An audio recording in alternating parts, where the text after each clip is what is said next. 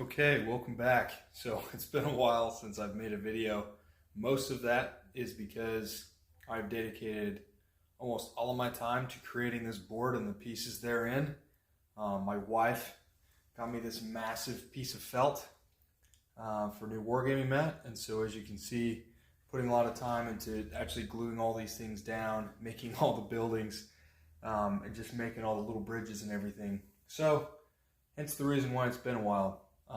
But I thought I would experiment a little bit with the 3mm figures, just so a platoon looks more like a platoon and it's not just one vehicle, but it actually looks like a whole slew of little figures on the table. So the scenario for today and the board that I've created is kind of like a mix between something like you'd see on like D-Day or Operation Market Garden. I wanted something where I could kind of do either or, and something that I could even mix in some modern stuff.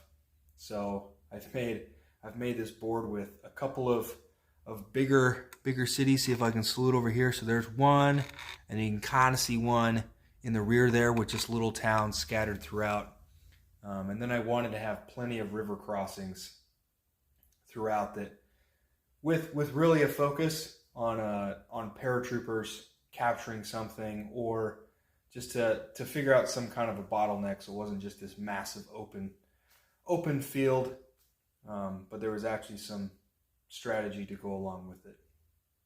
So with that little introduction, this is going to be nothing specific. This isn't any specific towns or villages or anything like that. This is just going to be a game where paratroopers are going to have to drop. They're going to have to secure bridges.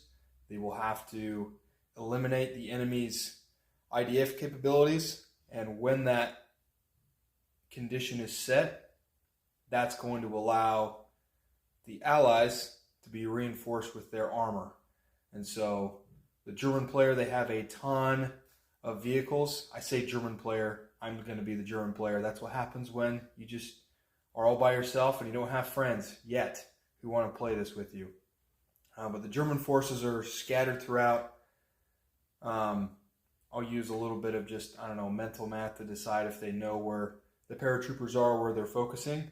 But essentially, Germans are trying to prevent anyone from breaking through past, if I can just walk over here, this line right here. So we have one bridge located here, and then another set of bridges located here.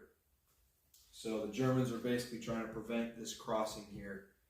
Their artillery, they've got a battery here, and battery here, and then just with players scattered throughout the board. So here's the introduction. Let's kick into it. So again, this is a little bit tricky just because I know exactly what I'm going to do, and so I have to be a little bit honest with myself. So instead of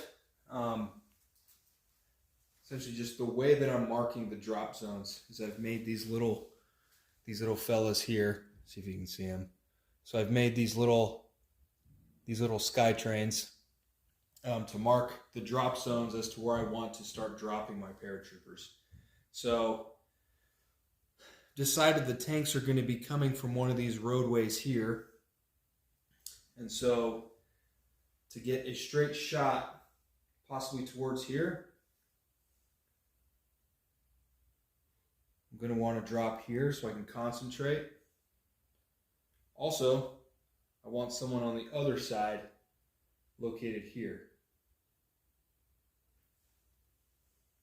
Now, because I'm mostly worried about the far side and the choke point, I'll have another group here.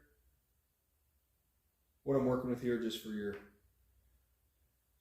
situational awareness, is there's about a regiment size of paratroopers, and then I've got about a battalion size of glider infantry. And the glider infantry have their own artillery and their own anti-tank capability that they're bringing to the fight, just so it's a little more even And so, for some reason, this thing is going in there. There we go. We'll see if it stays up. And then I want someone to be brought over here. I'll just be sitting down for this. And then I have some little Waco gliders to mark the positions for my glider infantry to be dropped. And so I'll just mark them here.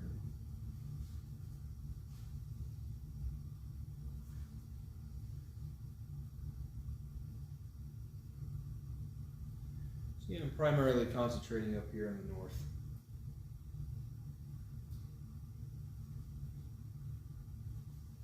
This sector up here.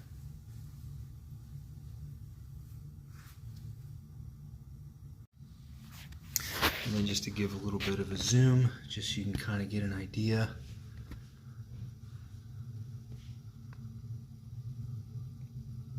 I want planes to land. And then of course this guy's sitting down. Okay, now is just as demonstrated in other videos, we'll go through and we'll actually conduct the drops, place the units, and we'll go from there.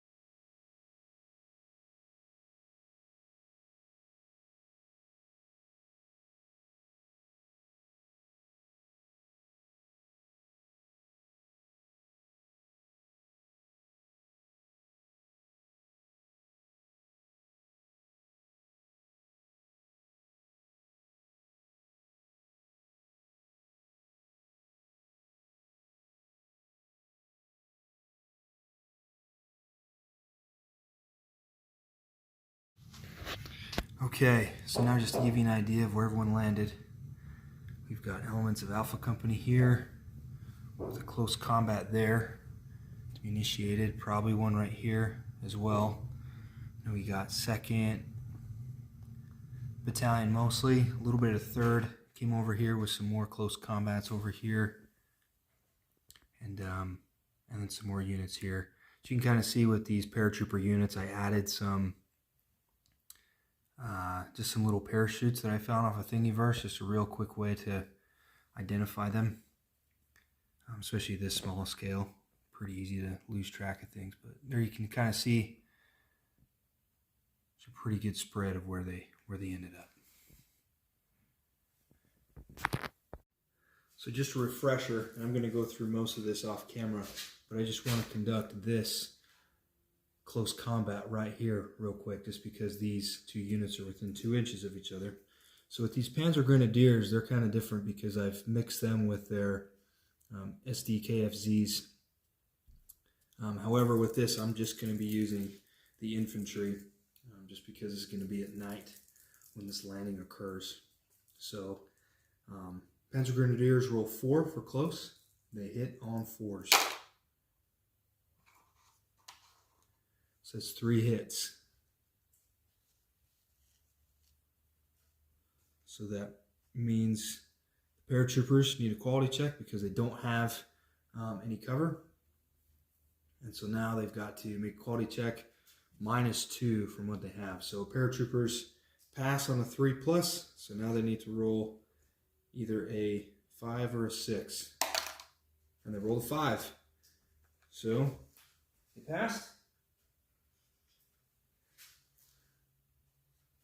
But now they're suppressed. So now, because they're in close combat, paratroopers roll. They get a roll of 5, hit on 3s. But because they're suppressed, they have a +2 to their to hit, or a -2, excuse me. So because they had 2 3s and a 5, that means they only have 1 hit on these troops here. So Panzer Grenadiers save on a 4, and they roll a 6.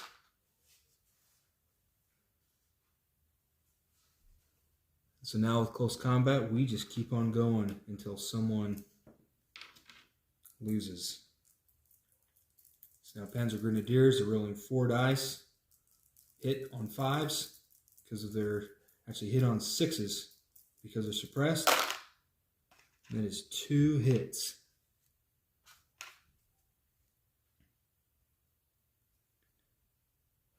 You're going to save on 4s now because it's +1. And they rolled a 2.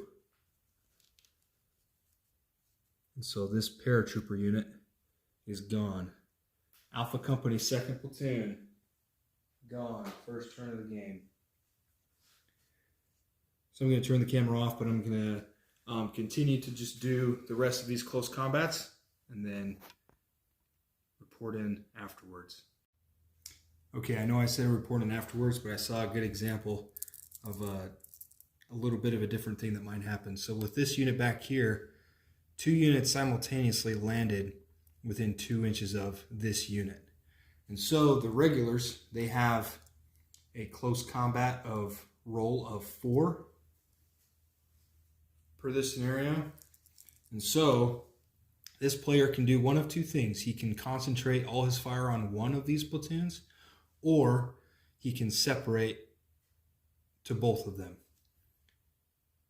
And so with this, I'm going to, of course, separate it with 2 hits to this, 2 hits to this platoon, and then we'll continue.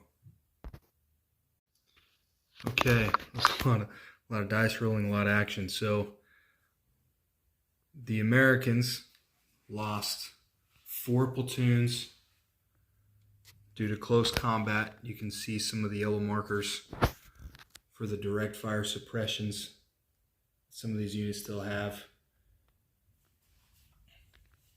So the Americans lost 4 platoons of paratroopers. The Germans lost 2 batteries, 2 platoons, 2 Pack 36 sections, and I think that was pretty much it. So that's the end of turn 1 for the actual movement for the Americans. So now it's going to switch over to the Germans to see if they can figure out where to go. I'm saying all this full well knowing it's just me. But this is going to conclude part 1, and we're going to continue playing this throughout and see how it plays out. Thanks for watching.